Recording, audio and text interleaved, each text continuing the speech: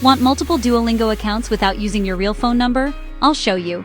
Whether you're protecting your privacy, managing student accounts, or just don't want spam calls, Duolingo's phone verification can be a real headache. And those free SMS websites? They don't work because Duolingo blocks virtual numbers. Here's what actually works.